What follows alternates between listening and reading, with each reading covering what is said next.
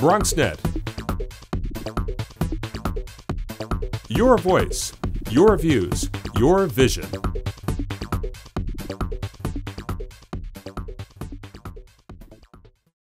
Hello there, everybody, and welcome to Sports NYC. I'm your host, Bobby C. We begin our baseball season right where the New York Yankees begin theirs. St. Petersburg, Florida, the home of the Tampa Bay Rays, Tropicana Field. Sports NYC hits the road with the Bronx Bombers as the boys in pinstripes start their 2012 quest for World Series title number 28 in Tampa Bay. Then, we'll look back on the career of the recently retired Jorge Posada and the late, great Mets legend Gary Carter. We'll talk state of Gotham baseball with YesNetwork.com's Joe Auriemma. Plus, you won't want to miss our poll question on one high-flying quarterback controversy in the making. All this and more is coming up next, so keep it locked. This is Sports NYC.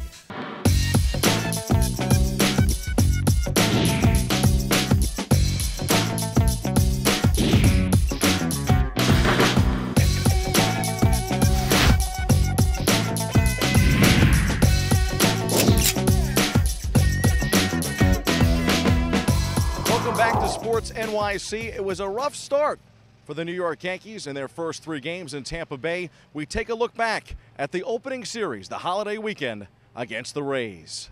Ace CeCe Sabathia and the Bronx Bombers opened Friday in Tampa Bay, quickly falling behind as slugging first baseman Carlos Pena in his return to the Rays blasted a first-inning grand slam. But the Yankees would inch their way back into the ballgame thanks to a 4-run third, handing the ball over to closer Mariano Rivera in the 9th. But Mo couldn't seal it as Pena struck again, this time delivering an RBI single after manager Joe Girardi elected to load the bases. Against, Pena. I mean, he's had so much success. It just seemed, pretty easy for me to do. But you don't want to start the season this way. But at the same time, thank God there's only one game. The Rays walked off 7-6 winners on opening day. It just got interesting, and when things started to move like that, I thought, okay, you better get ready because it might be a shot. You might get a shot here. Pena and Luke Scott carried the Rays on Saturday in Game 2 of the young season. Pena delivered his 6th RBI in 2 games, and Scott, another offseason acquisition, went 3 for 4 with 3 RBI as Tampa jumped out to a 4-0 lead and route to an 8-6 victory that was trimmed in the 9th on a 3-run homer by Nick Swisher. But hey, that's the name of the game, and we just got to keep battling, keep fighting, stick together as a team because we know we're going to do a lot of special things. We played a really great game of baseball. We played really, really well. A lot of good offense, some really clutch hitting,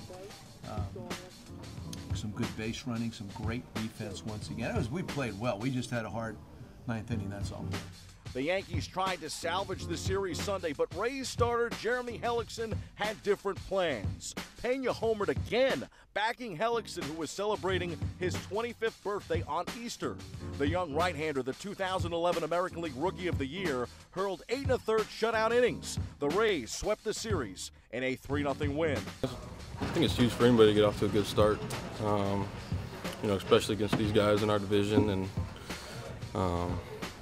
just came out and played hard, and got 3 good wins. For the Yankees, the defending AL East champs, it's the first 0-3 start for the club in 14 years. As omens go, it's not that bad. The Bronx Bombers could only hope for the same results as that 1998 team, which went on to win 125 games and the World Series that season.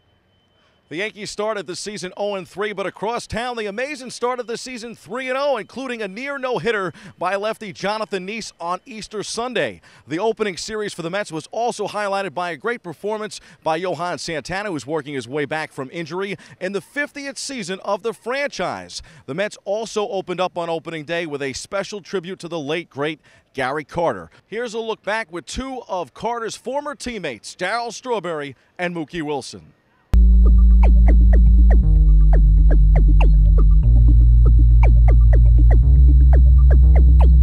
I think the first thing that you think about when you have opening day, and we had a acquired kid come over and play with us, you just knew that he wanted to win. And what a joy to be able to know that and understand that. Winning was the most important thing to him. It's still so early in the baseball season, so with that in mind, we have our first Sports NYC Rewind. Here's our Yankee and Mets season previews. This is Bobby C. reporting from plush Marlins Park in beautiful Miami as the spring slate winds down and the new season heats up. We go inside the locker room to catch up with some of your favorite Yankee stars in our season preview.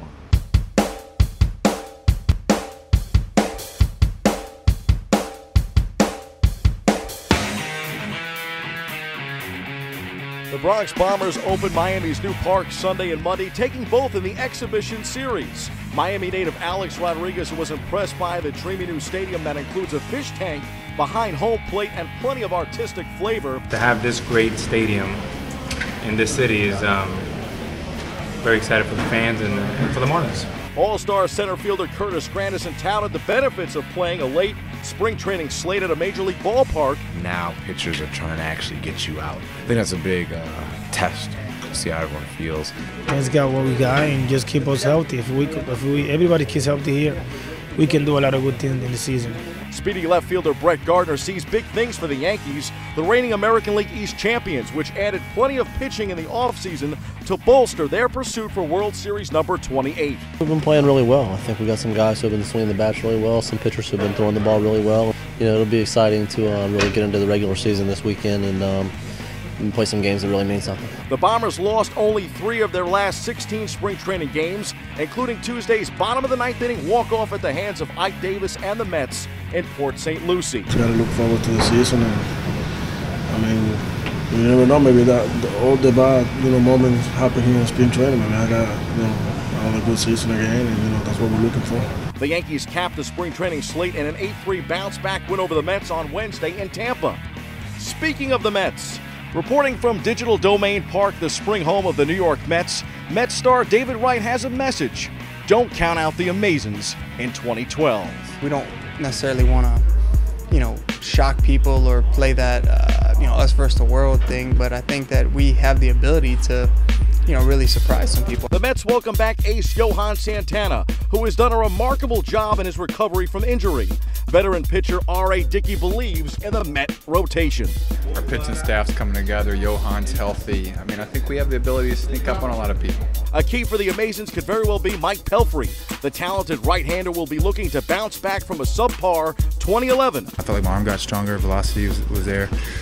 Like I said, I can put the ball where I want, so I'm pretty excited to, get going, and I feel good about where I'm at. Newcomer Andres Torres, who won a World Series with the San Francisco Giants 2 years ago, will bat leadoff and play center field. He said the Mets are upbeat and optimistic. We're a great group here. We got a great group, and we're gonna go out there and play hard every day, give our best, and that's good things happen. No rays of sunshine for the Bombers here in Tampa, which is why we're heading back to the Bronx. Yes, it is good to be home in the Bronx, especially if you're Yankee legend Jorge Posada, who received a big-time welcome on opening day. Home plate just won't be the same without Yankee legend Jorge Posada, but who says you can't come home?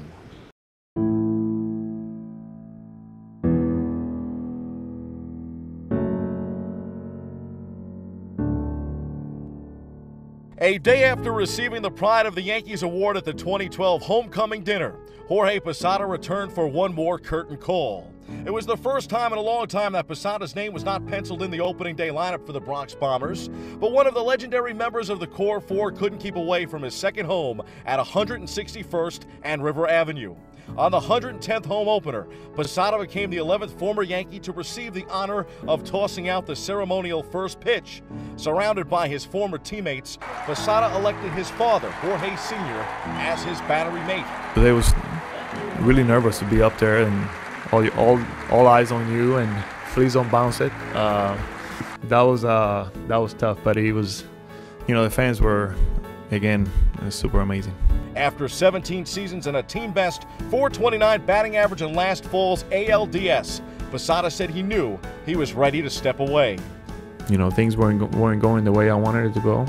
To stop playing, period, was a little, it took me a little while. Several teams vied for his services, but Posada respectfully declined, telling his agent that he's a Yankee for life. still belong, you know, as a Yankee, and I didn't want to be another guy in another team. You don't see too many guys get a chance to play for that many years with one team and be as successful for that many years with one team and then get the same amount of treatment for that many years, because with free agency and trades. A 5-time All-Star and 5-time World Series champion, Posada will be remembered for his grit and his heart behind the plate, says Captain Derek Jeter, a fellow member of the Core Four with Posada, Andy Pettitte, and Mariano Rivera. It goes without saying how close we are. Jorge's like a brother to me. We miss him as a teammate. We miss him in the clubhouse. I guess you move on and you wish him the best, but I'm glad I had a chance to be here. Posada's legacy should be more than enough to earn a place out in Monument Park someday and possibly even enshrinement in Cooperstown. As for life today, Posada joked that he's looking for a job, but that in the meantime, he's enjoying playing baseball with his son and spending more time with his wife. Get up every morning, take the kids to school. Jorge's been doing baseball, so I've been helping out a little bit with him. Posada's still making all the right moves, just like the great Yankee receivers of the past, from Bill Dickey to Yogi Berra and Thurman Munson. And just like those greats from yesteryear, Posada's career in pinstripes won't be forgotten anytime soon. To watch his career start from the ground up, come through the minor leagues, battle, work, be successful, consistently be successful, continue to improve, and then just get the mad respect that he had, not only when he played, but again today, and he'll continue to have as his legacy grows on. But it's amazing. I mean, that's the one thing about being a Yankee. You go out there and play hard and give it your all. The fans will definitely respect that.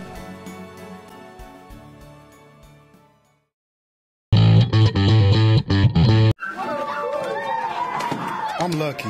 Let me help you with that. I get to do something I love. It has nothing to do with touchdowns or titles. Everybody bring it in. I get to play a part in the life of someone just starting out. How many of you think homework is just as important as teamwork? I help keep kids in school. Good. And that's the name of the game. My name is LaDainian Tomlinson. I don't just wear the shirt, I live it. Give, advocate, volunteer. Live United. Up, college is hard. Down, those books are heavy. My sport is football, but my passion is education. So every year I take promising high schoolers on a college tour to show them that higher education means a brighter future. My name is Nnamdi Asamoah. I don't just wear the shirt, I live it. You can be a reader, tutor, or mentor too. Take the pledge at liveunited.org/volunteer. Do you wear this? Joined on the program now by Joe Auriemma of the Yes Network. Joe, we're out here in the Bronx for another Yankee game. Absolutely, it's great being here. I love you guys, man. Watching you all the time, and Yankee baseball is back. It doesn't get any better than this. Doesn't get any better than this. You do a phenomenal job, which is why we wanted to have you on the show. Thank you very much, man. We're just trying to get the best Yankees coverage we can out there, and we, you know, again, with another season comes more Yankees on Yes. So. It was an interesting start for the Bronx Bombers this year, starting in Tampa Bay. Do you think Yankee fans had any real reason for concern after they start the season 0-3? No, and you know, I said so much on Twitter about it. I got criticized by a couple of Yankee fans when I made a couple of sarcastic remarks, but really there's nothing to be worried about. It was just you know, coming into the season, a sweep to start the season, but honestly, Tampa's a good team. The Yankees could have taken two of three of those games. There's certain players on the Yankees right now, like Teixeira, still not, you know, no power surge from the middle of the order.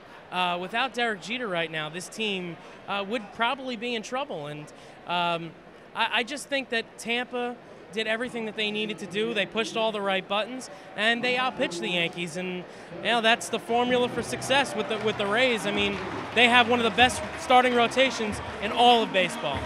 So the Yankees go from Tampa, they start 0-3, then they go to Baltimore, and then on the flip side, they turn it all the way around. So we go from what went wrong at Tampa to what went right at Camden Yards against their former manager, Buck Showalter. Absolutely, and I thought it was so important and critical for the Yankees to come back here with a .500 record, kind of wipe the slate clean. They come back here, it's like starting 0-0. On Friday, they get the win in the season opener, And again, those are the little battles that they're going to have to fight this year, especially with age being a factor with this team. Let's take a quick look back at that particular series where the Yankees even their record at 3-3 as Nick Swisher plays hero on Wednesday night. Take a look. I mean, every game's kind of important, you know. But I think for us, you know, once we get on that plane and kind of left Tampa, I think something clicked for us to say, all right, you know, spring training's done. A couple extra inning games. Mo bounces back and gets a couple saves for us. So I thought our guys did a really nice job. Combination, veterans and young boys there. So I mean, hopefully we continue doing the same thing. So the Yankees come back from Baltimore with an even slate, 3-3. Yeah. They come back on opening day. They honor Jorge Posada. They play so well against the Angels. Talk about the Yankees' revamped rotation now. A lot deeper than last year. You really got to give credit to Brian Cashman and the Yankees organization for going out and, you know, just doing what they do, and that's reload after they have a first-round exit from the playoffs last year. One of the problems that was the starting rotation, and they went out and they got Michael Pineda. They went out, they got Hiroki Kuroda, who is a gamer, and honestly, this rotation is so much better than it was last year. And now with the addition of Andy Pettitte, it's always better to have more starting pitching than be in the position that they were in last year, because it's a problem, but it's a good problem to have. I was impressed by Hiroki Kuroda on opening day, but for me, I'm more curious how Pettitte and Michael Pineda, who's now on the DL, are going to factor in for this rotation. Yeah, it's, you know, Joe Girardi said in the pregame the other day, he said that really guys at the bottom of the rotation, the Hughes and Garcia and Nova contingent in the 3, 4, and 5, they're still kind of auditioning, even though spring training is over. They're right now in a battle to see who's going to, you know, do what in this rotation. Hughes has struggled still, and his spot in the rotation is truly in jeopardy. Freddie Garcia did not have a good first start. He was totally wild, did not have a good first inning in the next outing, but really came around and pitched a lot better.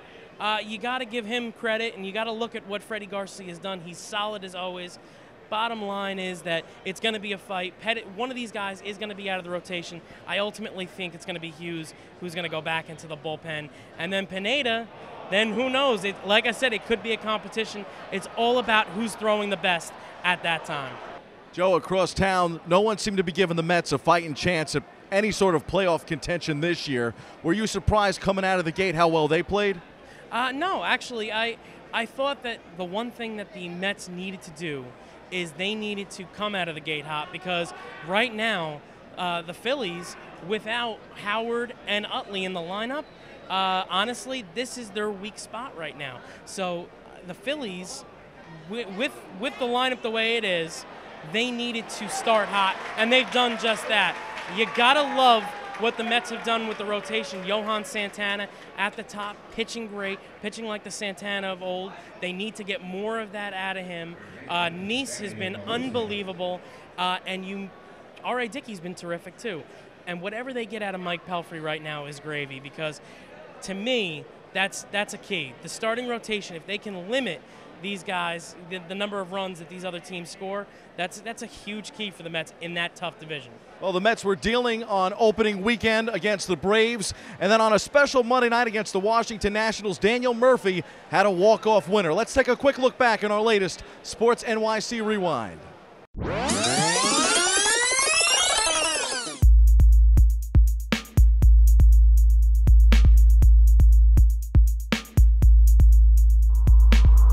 Excited about the start. I mean, we talked about it in the first meeting we had in spring training, the importance of getting out of the gate. Number one, we know it's a long year. We know it's 4 games, but I think we want to show our fans that, you know, what we say, there's some truth to it, and that is that we're a better team than people are giving us credit for it. We're playing good baseball. We still got 158 of these things left, 157, but to come out of the gates and play good baseball, I think is what we're most excited about in this clubhouse, and you know, hopefully we can continue to do that, try to win a series tomorrow. Joe, the Mets with a little bit of walk-off magic early in the season. They start 4-0, then a couple of games that they lose. against the Nationals. They go into Philadelphia. They play real well.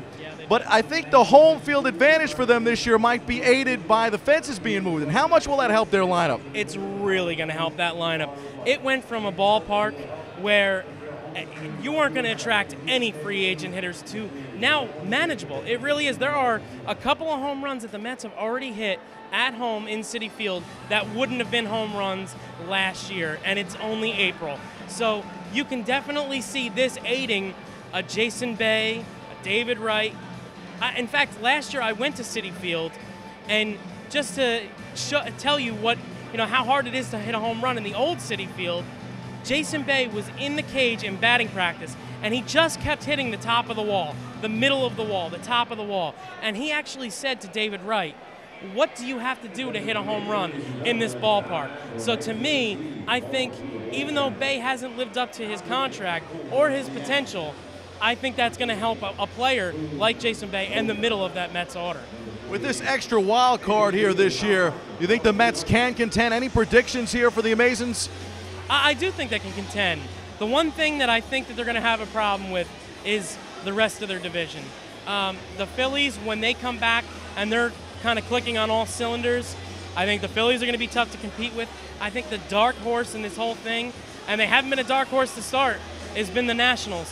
Between pitching and that lineup, I think they're actually a dark horse to win that division over the Phillies. The Marlins have been disappointing, but again, when Ramirez and Reyes and the middle of that order get going, Giancarlo Stanton, Mike Stanton, whatever he wants to be called these days, when they get things going, I think it's going to be tough for the Mets this year to really contend, but the second wild card does help them.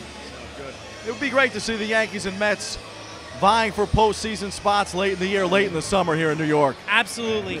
It's always better when the two New York baseball teams are contending going into September. You know, even if the Mets start to drop out, there weren't many expectations for the Amazons coming into this year, but if they can give their fans something to cheer about on September 1st, that's a key. I mean, Wellington Mara always said it. If my Giants are contending going into that last month of the season in December, there's not much more you can ask for, especially in New York. So it would be a nice story. Joe, you got some of the best insights in baseball. Where can people see you right now on the Yes Network? I'm on YesNetwork.com. I have a blog called Meet at the Bat, an homage to old Yankee Stadium. I do a lot of writing before and after the game. I'm also and video too. And video, yeah. I interview a lot of the players, and I also do a show called Minor League Monthly, where I go around to all the Yankees minor league camps and we report on, the farm hands that you might see in the Bronx coming up. Just even as soon as this year, the Betances, Banuelos, Warren, Phelps of the world that we could be seeing just within months. So, what's the latest project now? The latest project right now, trying to work on a feature. Hopefully it all works out, but we're trying to get the 77 Yankees, some of the 77 Yankees together, the 35-year anniversary, to kind of talk about that Bronx Zoo team. So I'm keeping my fingers crossed, and we'll see what happens. Sounds awesome. Very exciting stuff. Where can people find you on Twitter, too? My handle is Joe Auriemma, yes, at Joe Auriemma, yes. And if you need me to spell it, it's A. But yeah, it's you can find me on Twitter. I try to keep it light and funny, but I also try to get a lot of those stats out there that a lot of people like to say, oh my God, I can't believe Derek Jeter's hitting 467 in his last 30 at-bats. Stuff like that, just keeping it light. That's great stuff, Joe. Thanks so much for coming on. Thank you very much, Bobby. We hope that you're a regular here on Sports NYC. Thank you very much. We'll take a quick timeout. Stay with us. More Sports NYC coming up after this. Packers. Viking. Packers. Viking. Viking. Red State. Blue State. Vegan. Carnivore. We come from different places. Uptown. Downtown. Optimist. We come to different conclusions. Half empty. Half full. But when we live united, we create real, lasting change in the building blocks of life. The education, income, and health of our communities, our families, united. Even the person next to us. Live united. Real change won't happen without you. So give, advocate, volunteer, live united. Sign up at liveunited.org.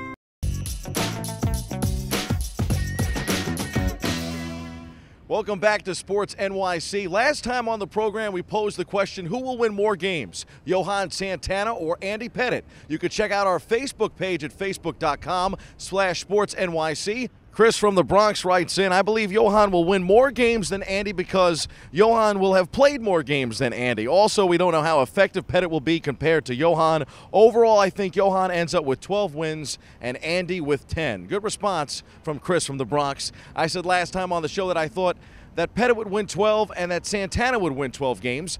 This time on the show, we posed the question, who will be the Jets starting quarterback by the end of the season, Tim Tebow or Mark Sanchez? But before we get to our latest poll question and my response, let's look back on Tim Tebow's introduction to the Big Apple.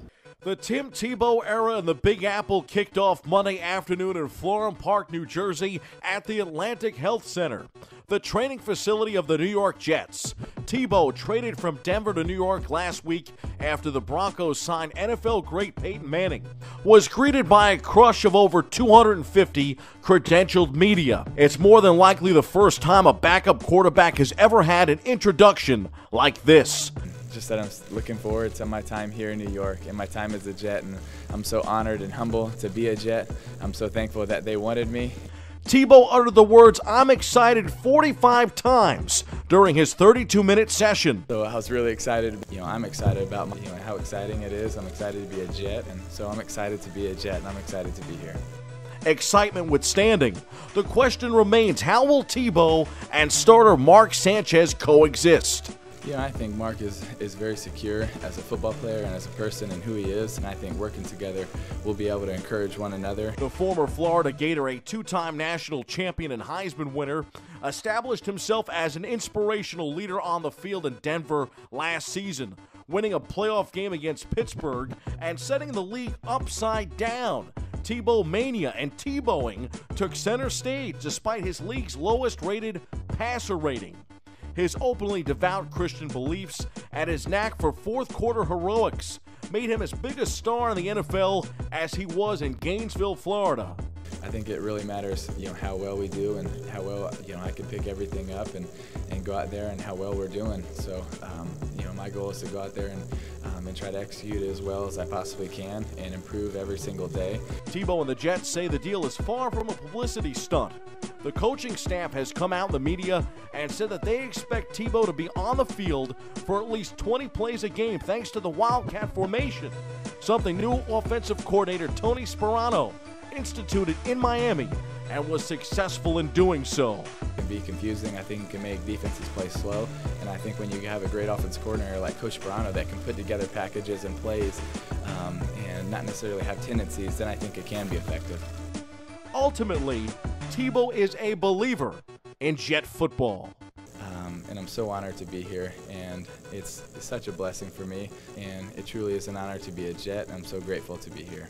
Well, folks, I think Tim Tebow will, in fact, be the starter by the end of the season for the New York Jets, but we want to hear your comments, so log on to our Facebook page at facebook.com/sportsnyc. I'll tell you, I think Tebow's got to be the starter because how many times have you seen a press conference like that for a backup quarterback? That's all the time we have for today. I'm Bobby C. for Sports NYC. Remember, stay 5 borough strong, stay Bronx strong. We'll see you next time.